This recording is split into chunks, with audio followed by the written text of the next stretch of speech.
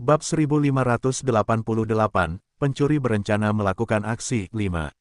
Ketika surat pemberitahuan tangan perak muncul di depan rumah penguasa kota, seluruh kota menjadi gempar.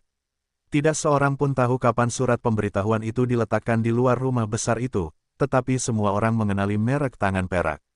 Untuk sesaat, Sun Never Sets meledak. Surat pemberitahuan itu berisi 5 harta karun, dan nada dalam surat itu sangat arogan. Dalam sekejap, warga Sun Never Sets menjadi marah. Bukankah tangan perak terlalu berani?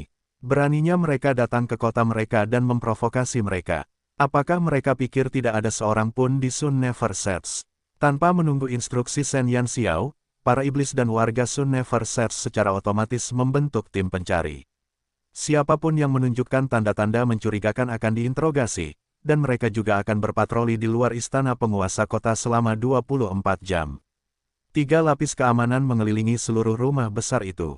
Di rumah tuan kota, Shen Yanxiao duduk malas di kursi dan dengan senang hati memakan semangkuk anggur. Qi Xia, Tang Nazi, Yang Xi dan Lan Fengli duduk di sampingnya. Beberapa hari yang lalu, Li Xiaowei telah menaiki kapal bersama Yan Yu ke benua Dewa Bulan. Qi Xia, kurasa kau bisa mengganti namamu. Jangan panggil dirimu Qi Xia. Bukankah lebih baik menyebut dirimu pembawa sial? Tang Nazi menatap Qi Xia sambil tersenyum licik. Beberapa hari yang lalu, ia ditipu oleh rubah ini untuk membantunya menulis sebuah daftar. Untuk daftar itu, ia menulisnya dalam waktu yang lama dan hampir mematahkan tangannya. Qi Xia mengangkat alisnya dan berkata dengan ringan, "Kalau begitu, kamu juga harus mengganti namamu. Panggil aku Tuan Bai." Tang Nazi tersipu. Malam itu, dia ditipu oleh Qi Xia untuk menulis sebuah daftar.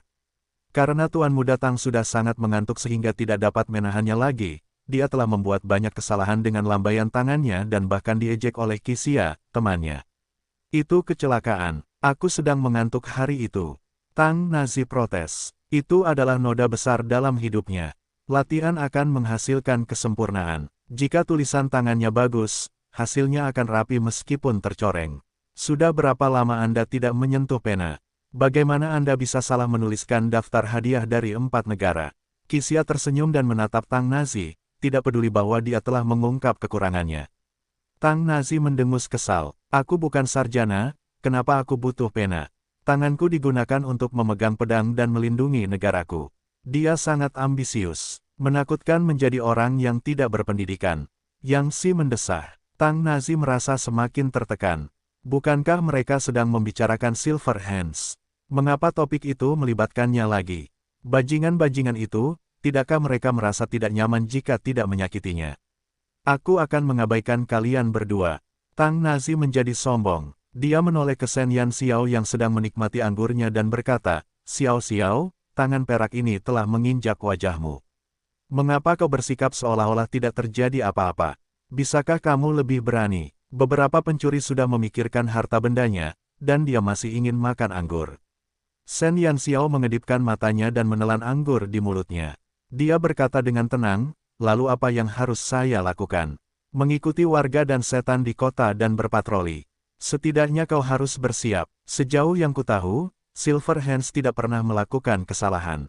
Pengumuman ini sudah dikeluarkan dan jika mereka berhasil, betapa memalukannya bagi kita," kata Tang Nazi dengan marah. "Bersiap untuk apa? Perbendaharaan negara keempat negara telah dijaga sedemikian rupa, tetapi mereka tetap saja direduksi sedemikian rupa." "Biarkan saja." Shen Yanxiao mengangkat bahunya. Dia sama sekali tidak terpengaruh oleh kemarahan Tang Nazi. "Kalau begitu biarkan mereka mencurinya." Tang Nazi menatap Shen Yanxiao dengan tajam. Kapan gadis kecil ini menjadi begitu murah hati? Bab 1589, Pencuri berencana melakukan aksi 6. Shen Yanxiao menatap ekspresi marah Tang Nazi dan ragu sejenak sebelum meletakkan mangkuk buah di atas meja. "Saya tidak akan menghentikan mereka mencuri, tapi apakah mereka mampu membawa barang-barang itu keluar kota adalah cerita lain." Mata Tang Nazi berbinar. "Anda ingin seluruh kota menangkap mereka?" Shen Yanxiao memutar matanya. "Bisakah kamu memikirkan sesuatu yang lebih bergaya?" Tang Nazi merasa kesal. Bagaimana mungkin dia kurang bergaya? Qi Xia tidak tahu apakah harus tertawa atau menangis ketika dia melihat Tang Nazi yang sangat bodoh dan berkata sambil tersenyum, "Xiao Xiao berarti tangannya gatal."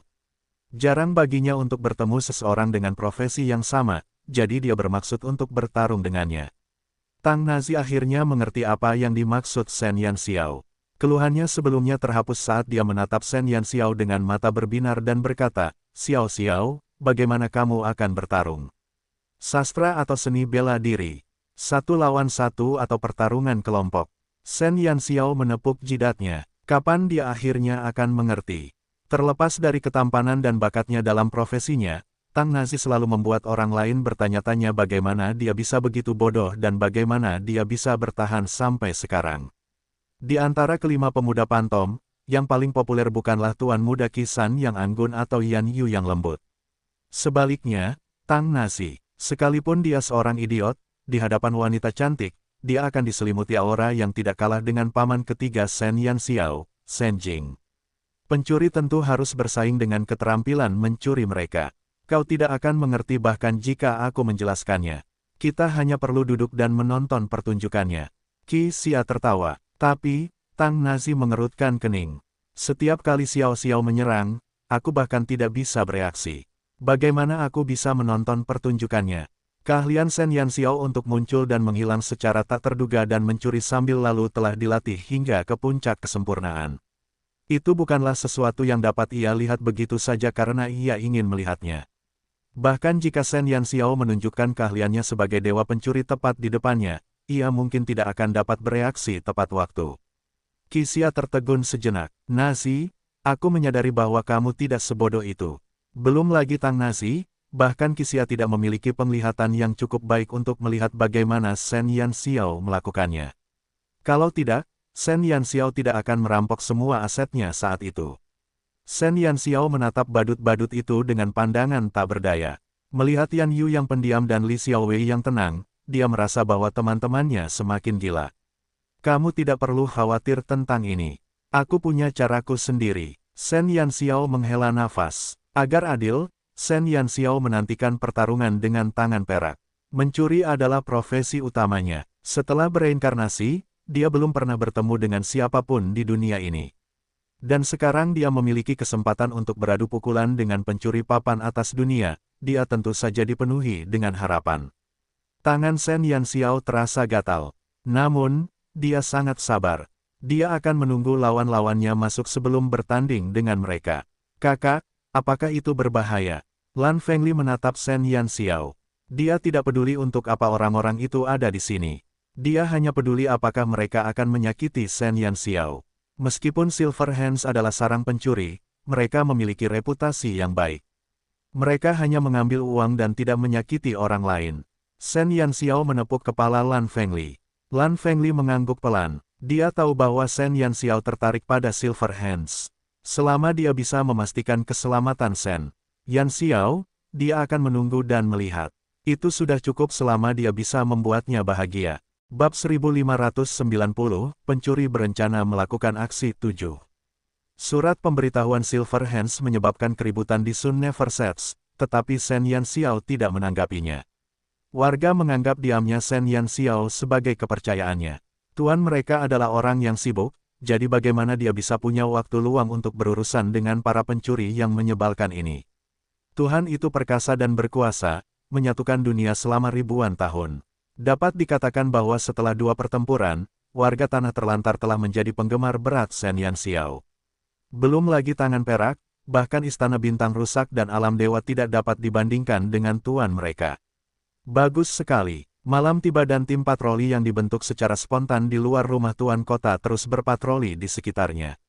Beberapa sosok malang tiba tanpa suara di sebuah bangunan kecil di luar rumah besar itu. Apakah dia pikir dia bisa menghentikan kita begitu saja? Shen Yanxiao terlalu naif. Salah satu anggota Silver Hands memandang warga yang berpatroli dengan jijik. Gu Qingming melihat pertahanan yang terlihat ketat itu, namun ternyata banyak sekali celahnya. Dari sudut pandang orang biasa, rumah tuan kota dikelilingi oleh 3 lapis keamanan. Belum lagi manusia, bahkan seekor lalat pun tidak bisa masuk. Namun, di mata para pencuri ini, tim patroli ini hanyalah dekorasi, dan mereka dapat memikirkan 100 cara untuk menyelinap ke dalam rumah besar itu dalam hitungan menit. "Apakah kamu sudah menyiapkan ramuan penyembunyi aura dan ramuan penghilang gaib?" tanya Gu Qingming. "Ya, Mereka semua adalah ahli herbal hebat. Aku membelinya di toko ramuan di kota. Beberapa pencuri itu terkekeh saat berbicara. Mereka telah menyiapkan ramuan itu sendiri, tetapi mereka hanya menyiapkan ramuan tingkat lanjut. Namun, ada ramuan ahli herbal hebat di Sun Never Sets. Efek ramuan ini jauh lebih baik daripada ramuan tingkat lanjut yang mereka miliki. Meski harganya agak mahal, Silver Hands tidak pernah kekurangan uang. Gu Qingming tidak dapat menahan tawa. Kelompok bajingan ini datang untuk mencuri dari wilayah orang lain dan mereka bahkan menggunakan obat-obatan yang dijual di kota.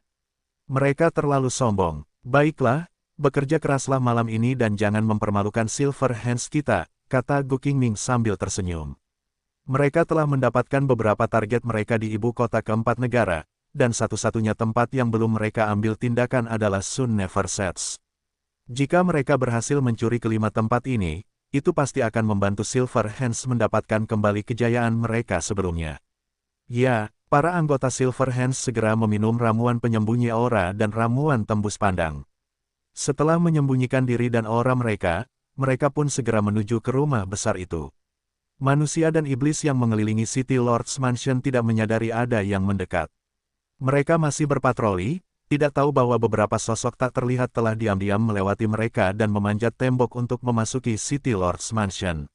Mereka tidak terburu-buru mengambil tindakan setelah menyelinap ke dalam rumah besar itu. Durasi ramuan gaib itu sangat singkat, dan efeknya akan hilang tidak lama setelah mereka memasuki rumah tuan kota. Oleh karena itu, mereka tidak terburu-buru mencari target, malah bersembunyi di balik bebatuan. Mereka berencana untuk mengambil tindakan setelah efeknya memudar. Meskipun efek ramuan gaib herbalis hebat bagus, harganya sangat mahal. Meskipun mereka telah membeli lusinan botol, bahkan jika mereka kaya, mereka tidak dapat meminumnya seperti air. Terlebih lagi, beberapa dari mereka percaya pada kemampuan mereka dan merasa bahwa selama mereka memasuki mansion tuan kota, bukankah harta karun itu akan mudah dicuri dengan kemampuan mereka. Gu Qingming memberi beberapa isyarat tangan kepada bawahannya, dan keenam orang itu langsung lari ke segala arah. Sosok mereka langsung menghilang ke dalam kegelapan tanpa suara. Bab 1591, pencuri berencana melakukan aksi 8. Tidak lama kemudian, mereka berenam kembali. Mereka berenam membuat gerakan tangan untuk menunjukkan bahwa mereka tidak melihat satu pun penjaga di rumah itu. Suasana santai di istana Raja Kota dan keamanan ketat di luar merupakan dua pemandangan yang bertolak belakang. Gu Qingming mengerutkan kening. Apakah kamu sudah memeriksanya dengan jelas? Keenamnya langsung mengangguk. Apakah kamu sudah memeriksa lokasi gudang penyimpanan itu? Salah satu pemuda mengangguk. Gu Qingming segera berlari menuju gudang bersama mereka berenam. Gudang penyimpanan di rumah tuan kota hanya memiliki kunci dan bahkan tidak memiliki setengah desain roh. Gu Qingming dengan mudah membuka kunci pintu dan diam-diam memasuki gudang tersebut. Seluruh gudang itu diterangi oleh kristal cahaya dan ada deretan lemari mahoni dengan segala macam harta langka yang diletakkan di atasnya. Bahkan para anggota Silver Hands yang terbiasa dengan harta karun terkesiap begitu melihat perbendaharaan itu.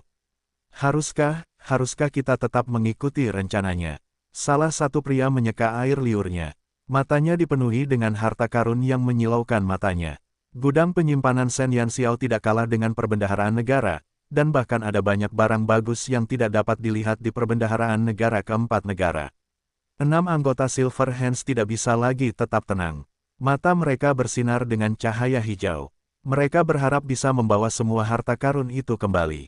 Gu Qingming menggelengkan kepalanya. Meskipun dia juga terkejut dengan kekayaan Shen Yanxiao, Silver Hands memiliki aturannya sendiri. Selain barang-barang yang ada di pemberitahuan, mereka tidak akan mengambil barang lain. Temukan kelima benda itu segera, Gu Qingming memberi isyarat. Mereka berenam langsung berpisah. Di bawah langit malam, gudang besar itu sunyi senyap. Bahkan jika seseorang lewat, mereka tidak akan pernah menyangka bahwa ada 7 orang yang berdiri di dalamnya saat mereka mencari 5 target mereka. Berhasil, mereka berenam segera menemukan 5 harta karun yang mereka butuhkan. Mereka membungkusnya dalam tas kain dan menyimpan semuanya di cincin interspatial Gu Qingming. Dengan tujuan di tangan, Gu Qingming tidak memiliki sedikit pun keraguan dan langsung pergi bersama anak buahnya. Baru setelah ke-7 orang itu menghilang dari rumah tuan kota, kelima siluet itu berjalan santai memasuki gudang. Mereka sudah pergi. Tang Nazi membelalakan matanya dan melihat sekeliling tetapi tidak menemukan jejak pencuri. Kunci gudang tetap sama tanpa jejak dibuka paksa. Kalau saja Shen Yanxiao tidak tiba-tiba meminta mereka datang dan melihat, mereka tidak akan menduga kalau pencuri itu sudah mendatangi mereka. Tentu saja, bahkan sampai sekarang, Tang Nazi masih ragu. Ayo pergi. Shen Yanxiao berjalan ke gudang dan melihat kunci yang masih utuh. Keahlian mereka dalam membobol kunci cukup bagus. Apa? Tang Nazi tercengang. Shen Yanxiao berkata, tidak ada goresan pada kunci. Jelas, lawan sangat ahli dalam membobol kunci. Tang Nazi membelalakan matanya dan mendengarkan dengan saksama analisis Shen Yanxiao. Akan tetapi, sebelum dia sempat menyadarinya, kunci pengaman di tangan Shen Yanxiao tiba-tiba terbuka. Dia bersumpah, beberapa saat yang lalu, dia melihat bahwa kuncinya masih terkunci. Dia hanya melihat Shen Yanxiao dengan satu tangan di belakang punggungnya, sementara tangan lainnya digunakan untuk memegang kunci. Dia tidak melihatnya menggunakan kunci apapun, jadi mengapa kuncinya terbuka dalam sekejap mata? Xiao Xiao, bagaimana kamu melakukannya? Tang Nazi menelan ludah dan bertanya. Shen Yanxiao berkedip dan menatapnya. Dia mengangkat tangannya yang memegang kunci dan kawat tipis. Tersangkut di jari tengahnya. Tang Nazi benar-benar memuja dewa di depannya. Bab 1592, pencuri berencana melakukan aksi 9. Memasuki gudang, Shen Yanxiao dengan cepat memindai ruangan dan menutup pintu tanpa menunggu Tang Nazi dan yang lainnya melihat lebih dekat. Ada banyak teknik, ada teknik yang bagus dan buruk, tetapi teknik-teknik itu lumayan. Shen Yanxiao mengomentari kunjungan Silver Hands dengan pandangan profesional. Bukan hanya Tang Nazi yang tercengang, bahkan Qixia, Yang Xi dan Lan Fengli juga tercengang. Apa sebenarnya yang dilihatnya ketika dia menoleh? Angka, keterampilan, nona muda, apa yang Anda lihat? Tolong jelaskan. Kau tidak berniat mengejar mereka. Tang Nazi tidak percaya bahwa Shen Yanxiao serius ingin membiarkan tangan perak mengambil harta karunnya. Shen Yanxiao mengangkat bahu. Mereka tidak akan meninggalkan kota malam ini. Bagaimana kamu tahu? Sederhana saja, karena aku juga seorang pencuri. Shen Yanxiao tersenyum dan berkata, dia telah mendengar tentang prestasi Silver Hands di benua cemerlang dari Qixia. Jelas terlihat bahwa mereka sangat percaya diri dengan keterampilan mereka. Mereka tidak akan pernah seperti pencuri biasa yang akan melarikan diri setelah mencuri. Mereka akan bersembunyi dalam kegelapan dan mengamati reaksi pemiliknya setelah mereka berhasil.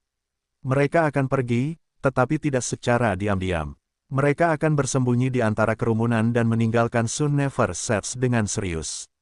Ini adalah keyakinan mereka terhadap diri mereka sendiri. Shen Yanxiao memiliki mentalitas seperti ini sebelumnya, tetapi tidak lama kemudian, dia melupakannya. Ketika seorang pencuri baru saja melangkah ke alam tertentu, mereka akan dipenuhi dengan rasa percaya diri. Mereka ingin melihat hasil kerja mereka yang sempurna, dan mereka ingin melihat pemiliknya mengamuk setelah menemukan sesuatu yang hilang. Namun, Shen Yanxiao tidak lagi memikirkan hal itu. Dia tidak peduli dengan reaksi orang-orang idiot itu. Dia akan pergi begitu dia mendapatkan barang-barang itu. Bagaimanapun, orang-orang itu tidak ada hubungannya dengannya. Selain itu, dia harus berhati-hati. Tidak peduli seberapa yakinnya dia dengan kemampuannya, dia akan tetap berpikiran jernih. Adapun orang-orang dari tangan perak, berdasarkan pengalaman Shen Yanxiao di masyarakat modern, mereka harus dianggap sebagai pencuri. Cara mencuri mereka sangat arogan dan unik, tetapi mereka tidak dianggap sebagai pencuri sejati. Pencurian itu dilakukan tanpa diketahui siapapun. Untuk membuatnya mustahil bagi orang lain mengetahui bahwa mereka telah dicuri, itulah alam tertinggi dari dewa pencuri. Secara keseluruhan, Shen Yanxiao tidak memiliki evaluasi yang tinggi terhadap rekan-rekannya. Mereka pasti menggunakan ramuan untuk menghindari patroli di luar. Cek-cek, dasar pemula. Shen Yanxiao mengerutkan bibirnya. Meskipun dia kadang-kadang memanfaatkan situasi di dunia ini untuk mencuri, dia tidak suka bergantung pada kekuatan eksternal. Bukan ide yang buruk untuk menggunakan ramuan gaib saat bertarung. Namun, jika mereka menggunakannya saat mencuri, itu hanya akan membuktikan bahwa kemampuan anggota Silver Hands terlalu lemah. Sebagai dewa pencuri, meskipun dia tidak memiliki alat apapun, dia akan tetap melewati keamanan dan mendapatkan sesuatu tanpa mempertaruhkan apapun di pihaknya. Inilah arti sebenarnya dari seorang pencuri.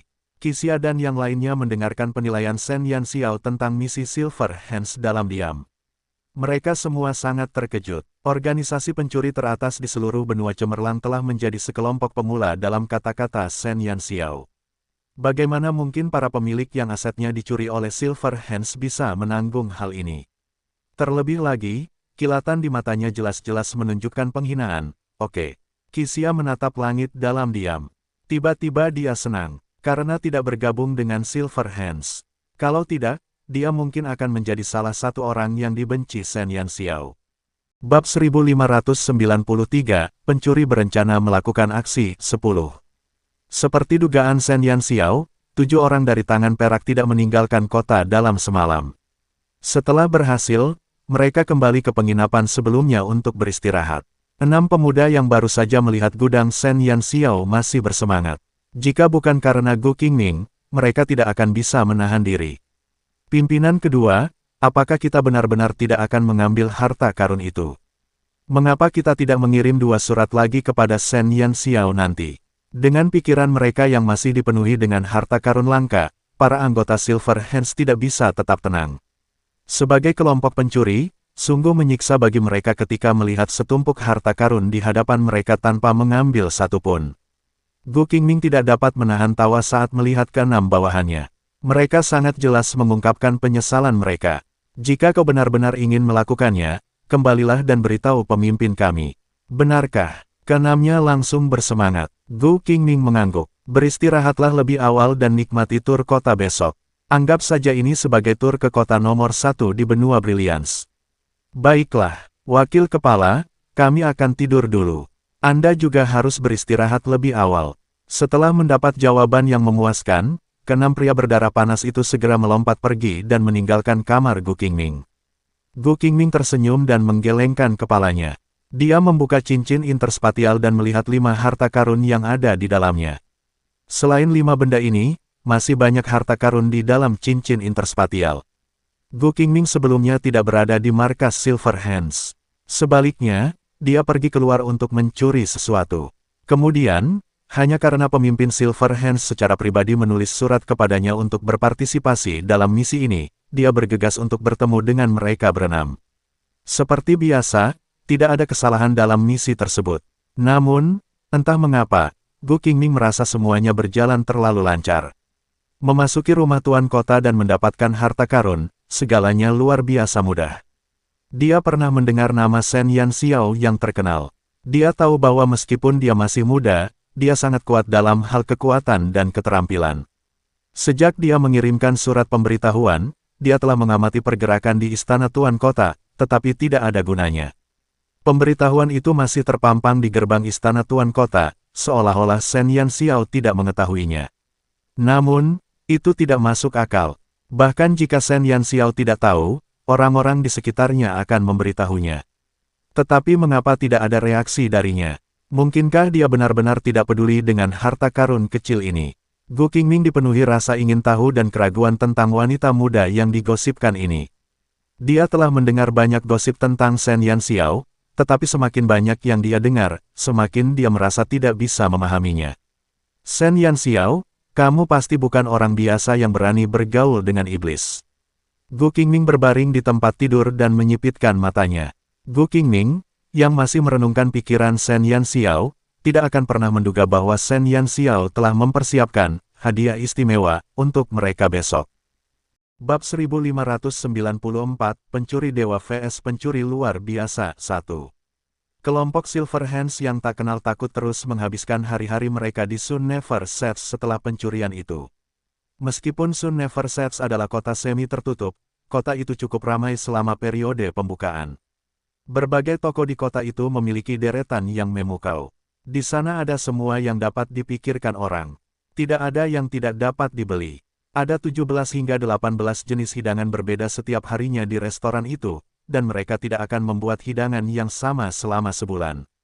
Selain itu, kamar tamu baru dapat diganti setiap hari. Awalnya, orang-orang dari Silver Hands tidak terlalu peduli dengan Sun Never Sets. Namun, setelah 1 hari dan 1 malam, mereka merasa akan jatuh cinta dengan kota yang sempurna ini. Asal mereka punya uang, hari-hari mereka di sini akan lebih bahagia daripada dewa. Jika mereka tidak punya kegiatan lain yang lebih baik, mereka bisa pergi ke rumah lelang pantom untuk melihat harta karun dan ramuan yang selama ini hanya mereka dengar dari rumor. Tentu saja, mereka hanya bisa melihatnya sendiri. Rumah lelang pantom di Sun Never Sets adalah kantor pusat semua rumah lelang di Forsaken Land. Harga awal barang yang dilelang di sana setidaknya 100.000 koin emas. Sekalipun kelompok tangan perak tidak miskin, mereka belum mencapai tingkat orang kaya baru. Gu Qingming tidak mengizinkan mereka mengambil tindakan, jadi mereka hanya bisa melihat tanpa daya ketika harta karun dan ramuan itu jatuh ke tangan orang-orang gemuk berpinggang besar itu.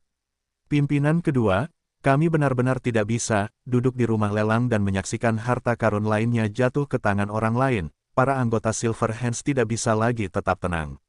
Hatiku sakit dan tanganku gatal. Ekspresi Gu Qingming tenang dan tidak memiliki reaksi khusus. Tidak, keenam orang yang berduka itu diam-diam berlari ke sudut untuk menggambar jamur. Apakah Sun Never Sets harus begitu kaya sehingga mereka hanya bisa menatapnya dengan tatapan kosong? Tidak bisakah mereka bersikap begitu mencolok? Apakah mereka tidak meminta untuk dikunjungi oleh pencuri? Mereka adalah pencuri. Mereka terampil, tetapi orang kedua yang memegang komando tidak memberi mereka kesempatan. Permusuhan. Di belakang panggung, Shen Yanxiao bersandar ke dinding dan memandang ketujuh orang dengan ekspresi berbeda melalui celah antara tirai. Qixia berdiri di sampingnya dengan lengan disilangkan dan menatap Shen Yanxiao dengan penuh minat. Bagaimana kamu bisa yakin itu mereka? Shen Yanxiao kembali beristirahat setelah selesai memeriksa gudang. Ia memanggil Paman Sembilan dan Dulam untuk diinterogasi di pagi hari. Setelah kurang dari 10 menit, ia telah mengunci anggota Silver Hands. Qixia penasaran, bagaimana dia bisa yakin itu mereka? Shen Yanxiao mengangkat alisnya dan menatap Qixia. Dia tersenyum dan berkata, bukankah aku sudah mengatakan bahwa aku sudah tahu perkiraan jumlah orang yang mereka kirim kemarin? Aku meminta Paman Sembilan dan Dulam untuk memeriksa apakah ada kelompok yang terdiri dari 7 orang yang memasuki Sun Never Sets selama 2 hari terakhir. Bukankah itu cara yang bagus untuk mengendus mereka? Pada akhirnya, bagaimana kau bisa tahu jumlah pencurinya? Qixia tidak mengerti bagaimana Shen Yanxiao bisa tahu jumlah pencurinya hanya dengan sekali pandang. Shen Yanxiao melirik Qixia dan terkekeh. Ada banyak detail yang tidak akan kau mengerti jika aku memberitahumu. Teknik dan jejak pencuri hanya dapat diidentifikasi oleh pencurinya. Kelompok tangan perak telah mengirim 7 orang kali ini. Di antara mereka, keterampilan Gu Qingming adalah yang terbaik. Meskipun 6 orang lainnya dapat dianggap sebagai elit, itu tidak menantang bagi Shen Yanxiao. Shen Yanxiao telah mencuri sepanjang hidupnya di dunia modern, dan itu bukan karena pilihan atau minatnya. Agar dapat bertahan hidup, dia akan dicambuk jika tidak berhasil menyelamatkan targetnya. Jika dia melakukan kesalahan, pukulan dan tendangan adalah hal yang biasa. Agar dapat bertahan hidup, dia tidak punya pilihan selain melatih kemampuannya hingga ke puncak. Bab 1595, Pencuri Dewa vs Pencuri Luar Biasa 2. Bagaimana penyelidikan Paman Sembilan? Tanya Shen Yanxiao. Pemilik penginapan tempat mereka menginap sudah memeriksanya. Mereka akan menginap selama 2 hari lagi. Qixia menatap Shen Yanxiao dengan ekspresi penuh harap. Shen Yanxiao telah mengetahui berapa lama tangan perak akan tinggal di Sun Never Sets. Dia penasaran kapan Shen Yanxiao akan mengambil tindakan. Selain menyelidiki durasi tinggal mereka, Shen Yanxiao juga meminta Yang Xi untuk menyamar sebagai salah satu peserta lelang dan duduk di samping ketujuh orang itu. Shen Yanxiao juga memintanya untuk mengamati cincin interspatial ketujuh orang itu dan membuat 7 tiruan. Kapan kamu berniat mengambil tindakan? Tanya Qixia. Shen Yanxiao tersenyum dan berkata, malam ini. Ketujuh anggota tangan perak tidak menyangka bahwa Shen Yanxiao akan memperhatikan setiap gerakan mereka dan pemuda tidak menarik yang duduk di sebelah mereka sebenarnya adalah Yang Xi dari keluarga Naga Biru. 7 anggota Silver Hands masih berkeliaran di sekitar Sun Never Sets. Mereka baru kembali ke penginapan untuk beristirahat setelah seharian bersenang-senang. Pasang pengumuman keberhasilan perolehan harta karun di Sun Never Sets besok pagi. Gu Qingming memberi instruksi kepada bawahannya sebelum kembali ke kamarnya untuk beristirahat. Tidak hanya Silver Hands yang akan mengeluarkan pengumuman saat mereka mengunci harta karun, tetapi setelah mereka mendapatkannya, pencuri sombong ini juga akan memberitahu semua orang bahwa mereka telah tinggal di sini cukup lama sambil menikmati kemakmuran Sun Never Sets, hanya untuk melihat reaksi Shen Yanxiao setelah mengetahui bahwa harta karun itu telah dicuri. Ini adalah semacam kesenangan bagi mereka. Terlepas dari identitas atau status lawan mereka, tidak ada halangan bagi Silverhands. Semakin tinggi posisi dan kekuasaan, semakin terkenal mereka, dan semakin mereka menyukai tantangan. Para anggota Silverhands kembali ke kamar masing-masing untuk beristirahat. Mereka menantikan hari ketika pengumuman akan dimuat di Sun Never Sets. Mereka bahkan bisa mendapatkan sesuatu dari kota nomor 1 di dunia. Ini akan menjadi pencapaian gemilang lainnya dalam sejarah Silverhands. Malam menyelimuti bumi dan Sun Never Sets yang berisik seharian penuh kembali sunyi. Hanya ada cahaya kristal cahaya yang menerangi jalan-jalan yang kosong. Para iblis dan manusia yang sibuk seharian perlahan memasuki mimpi mereka. Sosok mungil tiba-tiba melintas melewati jalan kosong dan tiba di penginapan paling mewah di Sun Never Sets dalam sekejap mata. Dalam balutan pakaian tidur, Shen Yanxiao menyipitkan matanya saat melihat ke arah penginapan yang tinggi itu. Ia melengkungkan bibirnya membentuk senyum. Kelincahannya mirip dengan seekor citah yang bersembunyi di kegelapan saat ia memanjat gedung yang ia rancang sendiri tanpa suara. Dia telah menyelidiki lokasi 7 anggota Silverhands. Dia mengunci target pertamanya dan berdiri di ambang jendela. Seutas benang perak setipis helaian rambut tiba-tiba muncul di tangan Shen Yanxiao.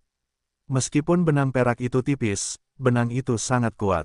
Shen Yanxiao memasukkan benang perak itu ke celah kedua jendela dan mengangkatnya dengan lembut, menyebabkan kunci di jendela itu terangkat tanpa suara. Shen Yanxiao diam-diam membalikkan badan dan memasuki ruangan.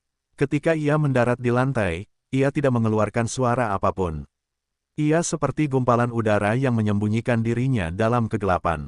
Ia bahkan tidak bernapas. Di bawah cahaya redup di luar, Shen Yanxiao tersenyum dan menatap pria yang sedang tidur nyenyak di tempat tidur. Dia diam-diam menyelinap ke tempat tidur dan menatap cincin interspatial di jari tengahnya sementara matanya berkedip dengan kilatan. Jahat. Bab 1596, Pencuri Dewa vs Pencuri Luar Biasa 3. Keesokan harinya saat fajar menyingsing, anggota Silverhands berlari ke kota untuk memasang pemberitahuan. Ketika warga Sun Never Sets terbangun dan melihat pengumuman arogan di papan pengumuman, mereka meledak. Baru sehari semenjak tangan perak mengirimkan surat pemberitahuan, tetapi mereka malah mengatakan telah mencuri 5 harta karun dari rumah tuan kota. Ini benar-benar tidak dapat ditoleransi. Shen Yanxiao duduk di rumah tuan kota dan dengan santai meminum tehnya. Ketika Tang Nazi masuk dan melihat penampilan Shen Yanxiao yang santai, dia terdiam. Hei, Xiao Xiao, sebaiknya kau beri kami sedikit reaksi. Silverhands sudah sangat arogan, dan warga di luar akan meledak. Tang Nazi masih memiliki ketakutan yang tersisa ketika dia memikirkan bagaimana dia hampir dicabik-cabik oleh warga ketika dia memasuki ruangan.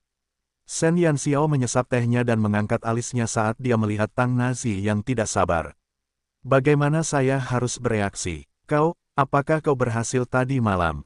Tang Nazi menatap Shen Yanxiao. Ia tahu bahwa Shen Yanxiao telah mengambil tindakan tadi malam, tetapi Silverhands telah memposting pemberitahuan seperti itu pagi ini.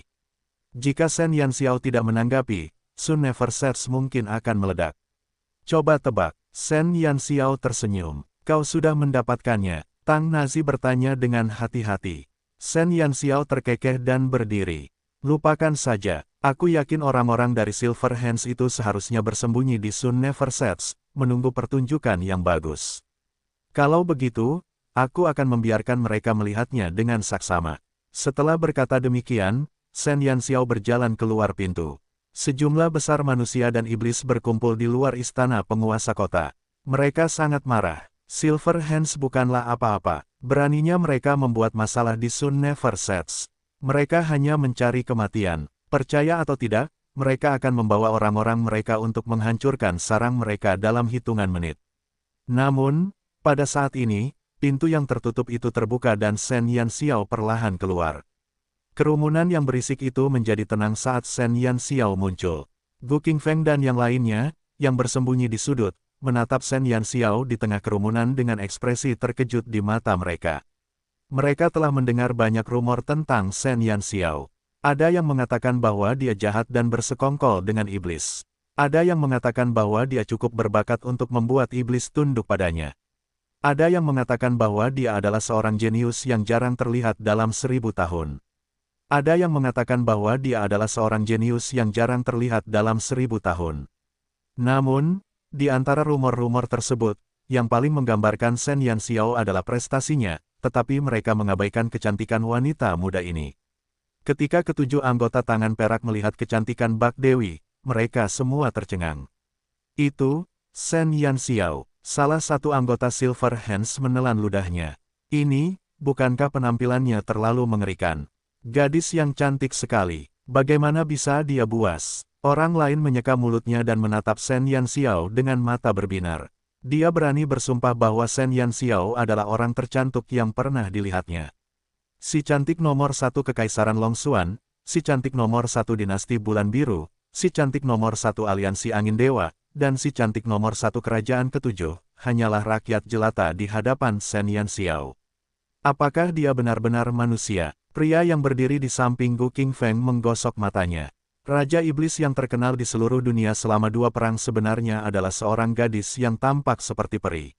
Ini terlalu mengejutkan, hanya dengan melihat penampilan Shen Yanxiao, mereka tidak akan pernah bisa mengaitkannya dengan kata-kata seperti kebiadaban, kekejaman, dan kelicikan. Bab 1597 Pencuri Dewa vs Pencuri Gaib 4. Sungguh wanita iblis yang kejam dan tak berperasaan. Shen Yanxiao jelas seorang dewi. Sekelompok pemuda lajang berdarah panas, yang suka mengambil risiko, langsung berkobar. Dengan parasnya yang rupawan, alangkah beruntungnya jika aku bisa dikalahkan olehnya. Pimpinan kedua, apakah kita punya pengalaman mencuri orang? Seorang pemuda pemberani tidak dapat menahan diri untuk tidak mengajukan pertanyaan yang mengerikan. Jika mereka dapat mencuri kembali wanita muda yang cantik jelita itu, dia benar-benar dapat menjadi harta karun khas tangan perak mereka. Hicks, mereka berjanji tidak akan menodai kecantikan ini. Mereka hanya ingin mengantre dan menyentuh tangannya. Gu Qingming terdiam melihat para bajingan yang tidak bisa mengendalikan diri ini. Mereka, para tangan perak, berjalan masuk dan keluar dari istana berbagai negara, seolah-olah mereka sedang berjalan-jalan di halaman belakang rumah mereka sendiri. Bukannya mereka belum pernah melihat wanita cantik. Bagaimana mereka bisa begitu tidak tahu malu? Seolah-olah mereka belum pernah melihat wanita selama 800 tahun. Meskipun Silver Hands tidak secara tegas melarang perekrutan anggota perempuan, tidak diketahui apakah mereka telah terkena kutukan. Selama lebih dari 100 tahun, Silver Hands bahkan tidak dapat merekrut satu pun makhluk perempuan. Mereka semua laki-laki. Akibatnya, ketika anak-anak muda dari kelompok tangan perak pergi keluar untuk berhubungan dengan wanita, mereka semua menyukainya. Mereka ingin menunjukkan sisi terbaik mereka sehingga mereka dapat menculik seorang istri pulang ke rumah. Sayangnya, hingga saat ini, mulai dari pemimpinnya hingga para anggotanya, tidak ada satupun yang dapat terpenuhi keinginannya. Namun, mereka belum pernah melihat orang yang tidak berguna seperti itu saat bertemu wanita cantik. Apa yang salah dengan mereka hari ini? Sebenarnya, mereka tidak bisa disalahkan karena membuat keributan. Penampilan Shen Yanxiao saat ini telah memadukan semua kelebihan manusia dan elf. Saat segel dibuka lapis demi lapis, kecantikan Shen Yanxiao juga meningkat selangkah demi selangkah. Belum lagi benua cemerlang, mungkin bahkan para elf yang bermarkas di kota yang dipenuhi banyak orang dengan penampilan cantik akan merasa sulit menemukan beberapa wanita cantik yang dapat dibandingkan dengannya. Ditambah dengan ketenaran Shen Yanxiao setelah perang dengan aliansi 4 negara dan perang dengan gelombang binatang buas, rumor tentangnya bahkan lebih aneh. Semua orang secara tidak sadar percaya bahwa seorang wanita muda dengan kekuatan dan kebijaksanaan yang begitu kuat tidak akan terlalu cantik. Akan tetapi, setelah bertemu Shen Yanxiao, mereka baru sekarang mengerti betapa Tuhan sangat menyayanginya. Kebijaksanaan, kekuatan, dan kecantikan hidup berdampingan. Hal ini pada dasarnya memaksa wanita lain untuk gantung diri. Singkirkan pikiran-pikiran yang tidak realistis itu dari benakmu. Gu Qingming tidak dapat menahan diri untuk tidak meninju beberapa orang bodoh yang sedang dilanda cinta itu. Kedua, kamu dan bos belum menikah. Beberapa dari mereka menutupi kepala mereka dan menatap Gu Qingming dengan kasihan. Bukankah tekad wakil kepala mereka terlalu tak terduga? Dia sudah berusia sekitar 25 hingga 26 tahun dan, dia tampaknya tidak memiliki niat untuk menikah. Saat ini, dia sebenarnya tidak tergerak oleh kecantikan seperti itu. Mungkinkah, wakil penanggung jawab dan pemimpin mereka, patuhlah, kita akan kembali ke Silver Hands besok pagi. Gu Qingming memperingatkan. Ya, 6 orang itu melirik Gu Qingming sekilas, lalu menatap Shen Yanxiao di pintu masuk istana Tuan Kota. Awalnya mereka berpikir untuk menonton pertunjukan yang bagus, tetapi pada saat ini, mereka tiba-tiba merasa bahwa mereka tidak boleh menindas gadis cantik seperti dia. Mereka merasa sangat bersalah karena Shen Yanxiao telah mempermalukan dirinya di depan warga. Gadis, kami tidak tahu kamu begitu rupawan. Jika kami tahu kamu seperti itu, kami tidak akan pernah mencuri darimu. Kami memiliki perasaan lembut dan protektif terhadap kaum Hawa. Bab 1598, Pencuri Dewa vs Pencuri Luar Biasa 5. Beberapa anggota Silver Hands menggigiti sapu tangan mereka. Mereka takut melihat Shen Yanxiao menangis karena marah dalam situasi yang memalukan seperti itu. Keindahan terbuat dari air, dan mereka tidak dapat menahan sedikit pun keluhan. Hati mereka sakit. Gu Qingfeng benar-benar tidak berdaya. Dia ingin menyeret beberapa orang idiot ini keluar dan menghajar mereka habis-habisan. Sebelum mereka bertemu Shen Yanxiao, beberapa orang idiot ini dipenuhi dengan pikiran tentang bagaimana mempermalukan tuan yang namanya telah menggemparkan dunia ini. Namun, setelah mereka melihat penampilannya yang cantik, beberapa orang idiot ini langsung berubah haluan. Gu Qingfeng memperkirakan, jika bukan karena dia, beberapa orang idiot ini tidak akan langsung mengembalikan apa yang mereka curi. Bisakah Anda memiliki keberanian? Bisakah Anda memiliki prinsip moral? Apakah Anda belum pernah melihat wanita sebelumnya? Para anggota Silver Hands berada dalam dilema. Shen Yanxiao berdiri di depan gerbang City Lord's Mansion dengan senyum di wajahnya. Tidak ada tanda-tanda, menangis karena marah. Tuanku, hanya dengan satu kata darimu, kami akan menutup seluruh kota. Bahkan seekor nyamuk pun tidak akan bisa lolos. Mari kita lihat seberapa sombongnya para anggota Silver Hands itu. Benar sekali, Tuan, mari kita tutup kota ini. Kita harus menangkap bajingan-bajingan dari Silver Hands itu. Mereka harus dipukuli sampai mati karena mencuri dari Sun Never Sets. Tangan perak itu bukan apa-apa. Kita bahkan tidak takut dengan aliansi keempat negara. Mengapa kita harus takut pada pencuri-pencuri itu? Shen Yanxiao tidak dapat menahan tawa saat melihat kerumunan yang bersemangat itu. Dia mengangkat tangannya untuk membuat semua orang diam. Dengan satu gerakan, kerumunan yang berisik itu langsung terdiam. Dapat dilihat betapa mengerikannya prestise Shen Yanxiao di Sun Never Sets. Semuanya, jangan gugup. Kelima harta karun itu tidak hilang. Aku tidak tahu siapa yang membuat pengumuman ini, tetapi untuk meyakinkan semua orang, aku akan menunjukkan kelima harta karun itu. Setelah mengatakan itu, Shen Yanxiao bertepuk tangan dan Tang Nazi, Qixia, Yang Xi, Lan Fengli, dan Tao Ti masing-masing membawa kotak brokat. Pandangan semua orang tertuju pada 5 kotak brokat itu. Buka saja, kata Shen Yanxiao. Kelima kotak brokat dibuka satu persatu dan 5 harta karun yang mempesona tergeletak diam-diam di dalamnya. 7 anggota Silver Hands yang bersembunyi dalam kegelapan tercengang. Singa giok putih, pohon kristal jutaan harta karun, botol berlapis kaca bulan cermin, ruyi giok air awan, mutiara laut biru, bagaimana mungkin? Para anggota Silver Hands menatap harta karun yang sudah dikenal itu dengan kaget. Mereka jelas mencuri barang-barang itu kemarin malam. Dari mana Shen Yanxiao mendapatkannya? Mungkinkah itu replika? Dewi? Apakah Shen Yanxiao takut kalau barang itu hilang, tidak akan terlihat bagus? Apakah itu sebabnya dia meminta seseorang untuk segera mengeluarkannya dalam semalam? Orang lain berbicara dengan ragu. Bukankah tiruan itu terlalu bagus? Meskipun ada jarak yang cukup jauh antara mereka dan harta karun itu, para anggota Silver Hands memiliki penglihatan yang bagus. Tidak peduli bagaimana mereka melihatnya, beberapa barang itu tidak terlihat seperti tiruan. Gu Qingming sedikit mengernyit dan tatapan ke-6 orang lainnya tertuju padanya. Gu Qingming tanpa sadar ingin membuka cincin interspatial untuk memeriksa apakah ada masalah. Namun, ketika dia memasukkan energinya ke dalam cincin interspatial untuk membukanya, dia menemukan. Tidak ada reaksi sama sekali dari cincin interspasial. Apa yang terjadi? Gu Qingming terkejut dan mencoba lagi. Hasilnya masih sama. Akhirnya, Gu Qingming menyadari ada yang tidak beres. Cincin ruang di tangannya jelas merupakan cincin tembaga berlapis emas. Bab 1599, Pencuri Dewa vs Pencuri Luar Biasa 6. Gu Qingming melepas cincin di jarinya dan mengamatinya lebih dekat. Penampakan luar cincin ini sama persis dengan cincin aslinya. Bukan hanya warnanya yang sama, bahkan pola bergelombang di atasnya pun tidak berbeda dengan cincin sebelumnya. Jika bukan karena ia tidak bisa membukanya, Gu Qingming tidak akan menyadari bahwa cincin interspatial di jarinya hilang. Sialan, Gu Qingming menyipitkan matanya dan dengan marah melemparkan cincin interspatial ke tanah. Dia bahkan tidak tahu kapan cincin interspatialnya telah diganti. Dia telah memakainya di jarinya, bahkan tidak melepaskannya untuk mandi atau tidur. Dia juga orang yang berhati-hati. Selama beberapa hari terakhir di Sun Never Sets, dia jarang berinteraksi dengan orang lain. Selain ke-6 orang dari Silver Hands, tidak ada orang lain yang bisa mendekatinya. Pimpinan kedua, ke-6 anggota Silver Hands tercengang.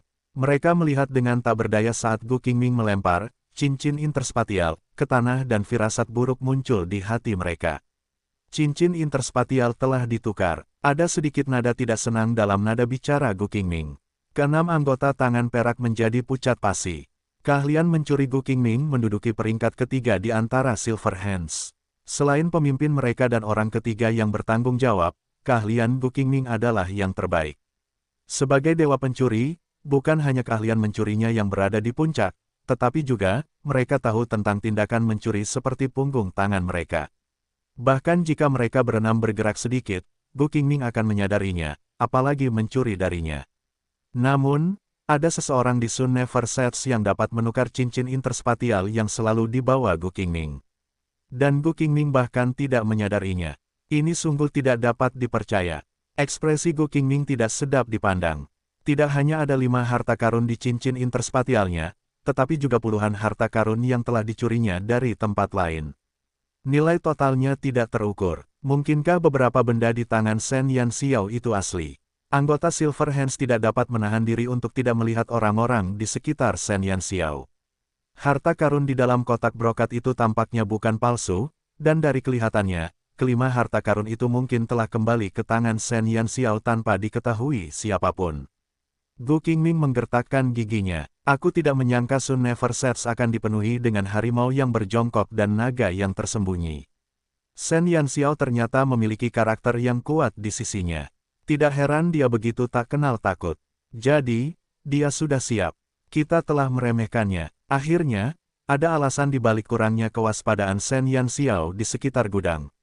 Gu Qingming yakin bahwa Shen Yanxiao pasti memiliki dewa pencuri tak tertandingi yang bersembunyi di sisinya yang dapat secara diam-diam menukar cincin interspatialnya, dan keterampilan pihak lain itu pasti tidak kalah dengannya. Di seluruh benua Brilliance, hanya ada 2 orang yang memiliki keterampilan mencuri lebih baik daripada Gu Qingming. Keduanya berasal dari Silver Hands dan sekarang, dewa pencuri kuat lainnya telah muncul, yang mengejutkan Gu Qingming. Kita kembali ke penginapan dulu. Kita akan segera kembali ke markas. Gu Qingming menarik napas dalam-dalam. Dia hanya bisa menerima kekalahannya.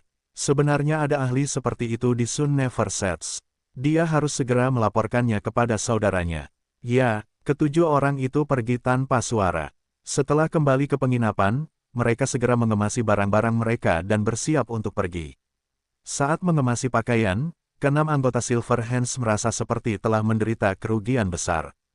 Melihat tiruan di tangan mereka ingin menangis tetapi tidak ada air mata. Apa-apaan ini? Kapan cincin interspatial mereka tertukar? Bab 1600, Pencuri Dewa vs Pencuri Luar Biasa 7. Di rumah Tuan Kota, Shen Yanxiao duduk di kamarnya sambil tersenyum. Dia dalam suasana hati yang baik saat melihat harta karun yang diambilnya dari 7 cincin interspatial. Qixia, cepatlah dan lihat berapa banyak uang yang aku hasilkan kali ini. Shen Yanxiao tidak memiliki perkiraan yang tepat tentang nilai harta di dunia ini.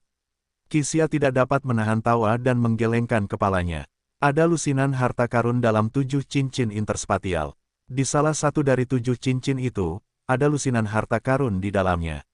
Selain harta karun, ada juga berbagai permata, koin emas, dan ramuan. Aktivitas Shen Yanxiao malam itu memang menguntungkannya. Aku sudah bisa membayangkan reaksi mereka saat menyadari cincin ruang mereka telah tertukar. Tang Nazi menatap Shen Yanxiao dengan senyum licik. Mengapa mereka harus mencuri dari pencuri? Dia belum pernah melihat Shen Yanxiao gagal. Kelompok tangan perak telah menderita kerugian besar kali ini. Mereka tidak hanya gagal membawa kembali kelima harta karun itu, tetapi mereka juga telah menyumbangkan semua emas, perak, dan perhiasan di saku mereka kepada Shen Yanxiao. Mereka bahkan memberinya sebuah cincin ruang angkasa berukuran 100 meter kubik dan 6 cincin ruang angkasa berukuran 10 meter kubik. Mereka mencoba mencuri seekor ayam tetapi malah kehilangan beras yang digunakan untuk memancingnya. Ini persis seperti apa yang mereka lakukan. Menyedihkan, sangat menyedihkan. Yang Si menggelengkan kepalanya sambil mengikuti Qixia menggali harta karun. Tidak ada ketulusan dalam nada bicaranya. Haha. Bahkan koin emas mereka telah dicuri oleh Xiao Xiao. Bagaimana mereka akan kembali? Tang Nazi ingin bertepuk tangan dan bersorak ketika dia memikirkan beberapa pencuri yang telah dengan gagah berani berjuang menuju Sun Never Sets dan siap untuk bertarung habis-habisan. Sekarang setelah Shen Yanxiao bahkan telah menanggung biaya perjalanan mereka, dia ingin bertepuk tangan dan bersorak. Mereka pencuri. Tentu saja, mereka tahu cara membayar tol. Shen Yanxiao menopang dagunya. Dia tidak merasa gila. Jika tangan perak dapat dilumpuhkan dengan beberapa kantong koin emas, maka mereka tidak memenuhi syarat untuk menjadi lawannya. Xiao Xiao, ajari aku beberapa trik suatu hari nanti. Biarkan aku bersenang-senang juga. Tang Nazi terkekeh dan bergerak mendekati Shen Yanxiao. Perasaan mencuri sesuatu sambil lalu sungguh keren.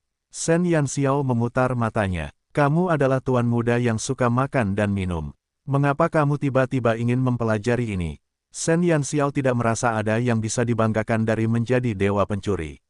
Ini hanyalah keterampilan hidupnya, dan dia tidak punya pilihan selain mempelajarinya agar bisa bertahan hidup. Tang Nazi, lupakan saja. Kamu ingin menjadi seorang herbalis di satu saat dan menjadi dewa pencuri di saat berikutnya. Setelah 3 hari energi segar, aku tidak tahu mana yang lebih baik. Sambil menghitung rampasan perang, Shen Yanxiao, Qixia tidak lupa menggoda saraf Tang Nazi. Nilai total barang-barang ini mencapai puluhan juta koin emas. Namun, saya menduga bahwa Silver Hands pasti memperoleh harta karun ini dari orang lain. Jika kita memperdagangkannya, saya khawatir itu akan merusak reputasi kita. Reputasi rumah lelang Pantom di benua Brilliance sangat bagus, dan tidak ada rumah lelang di negara manapun yang dapat menandinginya. Lebih baik tidak memagari hasil jarahan itu. Tinggalkan saja untuk saat ini. Kita akan pikirkan apa yang harus dilakukan dengan mereka nanti. Qixia, aku memintamu untuk mengatur jaringan informasi di keempat negara. Bagaimana persiapannya? Shen Yanxiao menahan senyum di wajahnya. Saat dia menekan keempat negara dengan kekuatannya, Shen Yanxiao mulai memperhatikan pentingnya informasi. Baik itu tangan perak atau istana bintang rusak, kedua tempat ini sangat tersembunyi dan sulit untuk menemukannya tanpa informasi yang cukup. Selain itu, dengan jaringan informasi yang tersebar di seluruh benua cemerlang, Shen Yanxiao dapat terus-menerus memahami pergerakan para penguasa keempat negara. Dia tidak ingin pertempuran serupa dengan aliansi 4 negara terjadi lagi. Bab 1601, Pencuri Dewa vs Pencuri Luar Biasa 8. Kantor Pusat Silver Hands. Gu Qingming berdiri di aula dengan wajah pucat sementara keenam temannya berlutut dengan satu kaki. Pria yang duduk di aula utama itu memiliki wajah yang tampan, mata yang jernih, dan wajah yang penuh dengan kebenaran. Tidak peduli bagaimana orang melihatnya, dia tampak sebagai pria yang berprinsip dan memiliki keadilan yang mutlak. Namun, siapa yang mengira bahwa pria yang tampaknya dipenuhi dengan sikap berpikiran sempit ini adalah pemimpin Silver Hands, Qin Ge. Dewa pencuri nomor 1 di benua cemerlang memiliki wajah yang tampaknya baik. Kau gagal, Qin Ge tersenyum lembut. Dia tampak ramah seperti kakak laki-laki tetangga. Gu Qingming mengangguk kaku. Apakah kamu tahu siapa yang melakukannya? Tanya Qin Ge. Aku tidak tahu. Aku bahkan tidak tahu kapan mereka melakukannya. Ekspresi wajah Gu Qingming tampak buruk. Demi alasan keamanan, Qin Ge telah mengirimnya ke Sun Never Sets pada menit terakhir. Namun, dia tidak menyangka akan terjadi sesuatu yang salah di tangannya. Qin Ge mengangkat alisnya. Ada orang di Sun Never Sets yang lebih ahli darimu. Qin Ge mempercayai kemampuan Gu Qingming. Di seluruh benua cemerlang, Hanya dia dan saudara ketiganya yang mampu melampaui Gu Qingming dalam hal keterampilan mencuri. Ya, Gu Qingming mengangguk. Menarik. Qin Ge tersenyum dan tiba-tiba berdiri. Sepertinya aku harus melakukan perjalanan ke Sun Never Sets demi reputasi kita. Apa? Gu Qingming menatap Qin Ge dengan heran. Sejak ia menjadi pemimpin Silver Hands, ia tidak mencuri apapun selama hampir 10 tahun. Namun, saat ini, ia akan mengambil sendiri kelima harta karun itu. Harta karun itu adalah janji yang kubuat kepada benua cemerlang saat pertama kali aku naik ke posisi ini, dan aku tidak punya banyak waktu lagi. Ditambah lagi, aku harus menepatinya sendiri, kata Qin Ge sambil tersenyum. Kakak, kamu mau ke Sun Never Sets? Tepat saat Qin Ge berbicara, seorang pemuda tampan melompat masuk sambil membawa tas hitam besar di tangannya. Tas itu hampir lebih besar dari tubuhnya yang kurus. Orang ketiga yang bertanggung jawab. Saat anggota Silver Hands melihat pemuda ini, mereka langsung memanggilnya. Tak seorang pun akan percaya bahwa seorang pemuda yang tampak polos seperti itu adalah orang ketiga yang bertanggung jawab atas tangan perak. Dapat dikatakan bahwa tidak satu pun dari ketiga pemimpin Silver Hands yang tampak licik. Tidak semuanya tampak seperti pencuri. Fei Huan, kau sudah kembali. Qin Ge menatap Su Fei Huan yang baru saja kembali. Su Fei Huan melempar tas itu ke satu sisi dan sebuah batu rubi seukuran kepalan tangan langsung menggelinding keluar. Qin Ge terkekeh dan berkata, kamu benar-benar mencuri batu rubi dari mahkota Kaisar Kekaisaran Longxuan. Su Fei Huan mengangkat bahu dan berlari ke sisi Qin Ge. Kakak, apakah kamu benar-benar akan pergi ke Sun Never Sets? Mata Su Fei Huan berbinar seperti anak anjing yang hanya ingin diberi makan. Baiklah, Qin Ge mengangguk. Bawa aku, bawa aku, bawa aku. Su Fei Huan hampir meraung. Mengapa kamu ingin pergi? Qin Ge mengangkat alisnya. Su Fei Huan terkekeh. Aku akan mencari seseorang. Siapa? Kenapa dia tidak ingat Su Fei Huan punya kenalan di Sun Never Sets? Seorang pemuda dengan dua phoenix. Bab 1602, tolong izinkan aku mengabdikan hatiku padamu. 1. Ini Sun Never Sets. Tampan sekali. Seorang pemuda berdiri di depan gerbang kota dan menatap kota nomor 1 di benua Brilliance. Matanya yang berkaca-kaca dipenuhi kegembiraan dan kegembiraan. Seorang pria tampan berdiri di sampingnya sambil tersenyum. Seorang pejalan kaki yang baru saja memasuki kota terkekeh melihat pemuda yang ribut tanpa alasan apapun. Masuklah, kata pria itu kepada pemuda yang bersemangat itu. Hehe, ayo pergi. Pemuda itu menarik lelaki itu dan melompat ke dalam kota. Setelah memasuki kota, dia melihat ke kiri dan kanan. Ketika dia melihat iblis tingkat rendah lewat, dia menjadi bersemangat lagi. Aduh, saudaraku, lihat, setan hidup. Pemuda itu berlari ke arah setan itu sambil mengeluarkan suara mendesing. Iblis tingkat rendah itu menatap pemuda di depannya dengan bingung. Dia tidak tahu mengapa pemuda itu menghalangi jalannya. Halo. Pemuda itu melambai ke arah setan itu. Setan itu melambaikan tangannya dengan bingung. Menggemaskan sekali. Pemuda itu terkesima dengan tindakan menggemaskan iblis itu. Hentikan, apa kau tidak mencari seseorang? Pria itu mendesah. Ia bisa merasakan tatapan penasaran dari segala arah. Benar sekali. Pemuda itu menepuk dahinya dan menatap setan kecil itu sambil tersenyum. Bisakah kau mengerti maksudku? Setan kecil itu mengangguk ragu-ragu. Bisakah kau membawaku ke istana penguasa kota? Ada sesuatu yang harus kubicarakan dengan penguasa kota. Iblis itu menatap pemuda itu sejenak dan merasa bahwa kedua manusia di depannya bukanlah orang jahat. Kemudian, dia mengangguk dan berjalan menuju rumah tuan kota. Pemuda itu menarik lelaki itu dan mengikuti di belakang iblis itu saat mereka berjalan menuju gerbang rumah besar itu. Penjaga di pintu itu menatap kedua orang yang dibawa oleh iblis itu dengan sedikit rasa ingin tahu di matanya. Di tanah terlantar, manusia dan iblis sangat akur. Namun, mereka berdua tampak asing, jadi ini seharusnya pertama kalinya mereka di sini. Ini adalah pertama kalinya mereka di tanah terlantar, tetapi mereka bisa hidup berdampingan dengan iblis. Kemampuan beradaptasi mereka sangat kuat. Terima kasih. Pemuda itu membungkuk dan menepuk kepala iblis itu. Baru pada saat itulah setan kecil itu lari dengan punggung bungkuk. Ada apa? Tanya kedua penjaga itu. Saya ingin bertemu Tuhan. Ada sesuatu yang ingin saya minta bantuannya. Tolong. Pemuda itu menangkupkan kedua telapak tangannya dan membungkuk seraya berkata dengan tulus. Di dalam rumah tuan kota, Shen Yanxiao duduk di tempat tidur dengan menyilangkan kaki dan diam-diam menyerap unsur-unsur gelap di udara. Xiao Xiao, ada dua orang di luar mencarimu. Tang Nazi mengetuk pintu. Shen Yanxiao berdiri dan berjalan keluar. Taoti dan Vermilion Bird yang duduk di sampingnya juga mengikutinya. Siapa? Tanya Shen Yanxiao. Aku tidak yakin. Kurasa dia ingin kau membantunya menemukan seseorang. Tang Nazi mengangkat bahu. Akhir-akhir ini, saudaranya tidak ada dan semakin sedikit orang yang berkeliaran. Dia merasa hampa dan kesepian. Shen Yanxiao mengangkat alisnya dan mengikuti Tang Nazi ke aula utama. Saat dia berjalan mendekat, Shen Yanxiao memperhatikan dua orang yang duduk di aula. Seorang pria dan seorang remaja putri. Keduanya memiliki paras yang rupawan, tetapi Shen Yanxiao sudah bosan dengan manusia karena pengaruh Siu. Begitu pemuda itu melihat Shen Yanxiao, matanya bersinar dengan cahaya hijau. Dia segera melompat dan berlari ke arah Shen Yanxiao dengan langkah lebar. Sambil mengedipkan matanya, dia menatap tuan yang tampan dan terkenal di depannya. Kamu adalah Shen Yanxiao, penguasa tanah terlantar, kan? Bab 1603, tolong izinkan aku mengabdikan hatiku padamu, 2.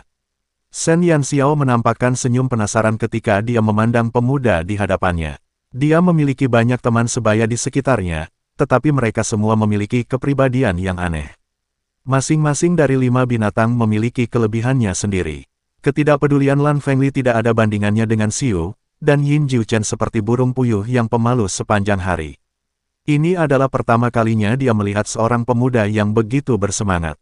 Dalam senyum pemuda ini, seolah-olah semua hal di dunia hanyalah ilusi. Itu murni dan cemerlang. Shen Yanxiao tanpa sadar menyentuh pipinya. Dia belum pernah melihat senyum semurni itu dalam kehidupan sebelumnya. Saya Shen Yanxiao. Apa urusanmu dengan saya? Shen Yanxiao menyukai pemuda yang ceria dan lincah ini. Jika Feng kecil bisa lebih ceria, mungkin hidupnya bisa menjadi lebih baik. Namaku Fei Huan. Kau bisa memanggilku Xiao Fei Fei atau Little Huan Huan. Ini kakak laki-lakiku. Aku tidak punya pilihan selain merepotkanmu. Aku ingin memintamu mencarikan seseorang untukku. Pemuda itu menatap Shen Yanxiao dengan tulus. Shen Yanxiao tidak tahu apakah harus tertawa atau menangis saat melihat pemuda yang sangat bersemangat ini.